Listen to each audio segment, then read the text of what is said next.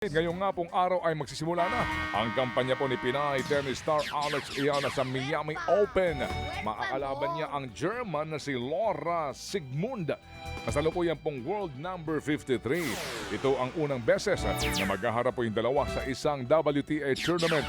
Tinalo po ni Siegemund si Petra Marchenko sa unang round para po makapasok sa round of 64. Nabigyan po naman ng bye sa unang round si Ayala. Galing ang Pinay sa Indian Wells Open kung saan umabot siya ng round of 16. Mainit pa rin ang simula ng Terra Firma Jeep sa PBA Commissioner's Cup. Pinatao po nila ang Blackwater Bossing 99-88. Umabot po sa 20 puntos ang lamang ng Terra Firma Jeep sa laro.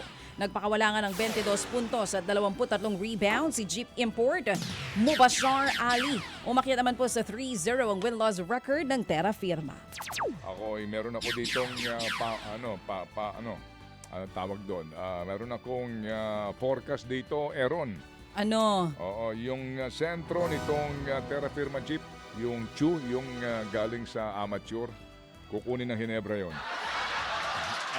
Yan ang kanyang fearless forecast. Okay. Yan ang aking premonition. Oo. Okay? May bolang kristal ka? At ibibigay naman ng Terra Firma. Oo. Ang galing, di ba, Kasi ng bata? mapagbigay ang Terra Firma. Oo. Hindi, tingnan natin ha. Kung doon pupunta yan, kukunin ng Hinebra yan. Kung hindi Hinebra, kukunin po ng San Miguel. Samantala po naman tinambakan o maging ng Magnolia. Tinambakan po naman ng Meralco Bolsa ang Converge Fiber Xer sa isa pang laro sa PBA. Nagsimula pong lumayo sa second quarter ang Bolts tungo po sa 109-88 na panalo. Gumawa po ng 29 puntos si import Marvin Jones para sa Bolsa. Ito ang unang laro ng Meralco ngayon pong conference.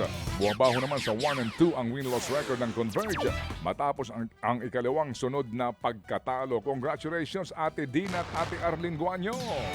Samantala nilang paso po ng FEU Lady Tamaraws ang UE Lady Warriors sa simula po ng second round ng UAAP Season 88 Women's Volleyball Tournament.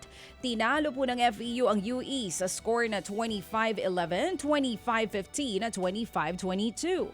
Nagtala nga ng 14 puntos si Faida Bacangke para sa Lady Tams. Umakyat naman po sa 5 wins at 3 losses ang naging record po ng FEU habang wala pa ring panalo ang UE sa loob po ng kanilang 8 laro. Ayun lang maalat.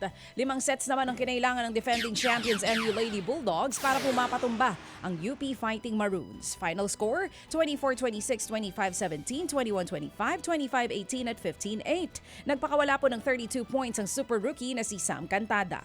Nanatili naman po sa second seed ang NU sa likod po ng 6-2 win-loss record. Bumagsak sa 3-5 ang standing ng UP matapos po ang ika-4 na sunod na pagkatalo. Mabuhay po ang DN Group of Companies. Ito po'y sponsor ng FEU. Yan. Sir Johnny Nang, ganda umaga po. Panalo ang team niyo, Sir Johnny. Ha? Thank you. At sa mga kawani po ng DN Steel, good morning. Sumagot po naman ang Philippine National Volleyball Federation sa mga kritisismo sa planong Alas Pilipinas Women Draft.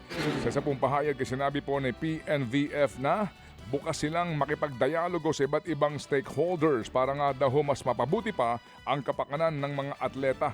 Naghayag po ng pagkabahala ang ilang bahagi po ng volleyball community sa panukala pong magdaos ng draft system para po sa Alas Women.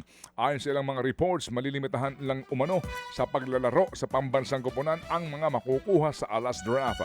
Tila daw ito'y pagkitil sa kalayaan ng mga players na makapaglaro sa ibang koponan at mga commitment sa kani-kanilang mga club team. Mga kapatid, para sa iba pang mga balita at impormasyon, sundan niyo po kami sa X, Instagram, Facebook at syempre sa TikTok, True Network PH. Mag-subscribe din po kayo sa aming YouTube channel, True Network. May website din po tayo, truenetwork.ph, at pwede nyo rin po kaming mapanood sa Channel 19 ng aming True FM TV. Lagi pa rin makinig sa radyo dito po sa 105.9 True FM dahil dito, laging true sa'yo, kapatid. Dito tayo sa totoo.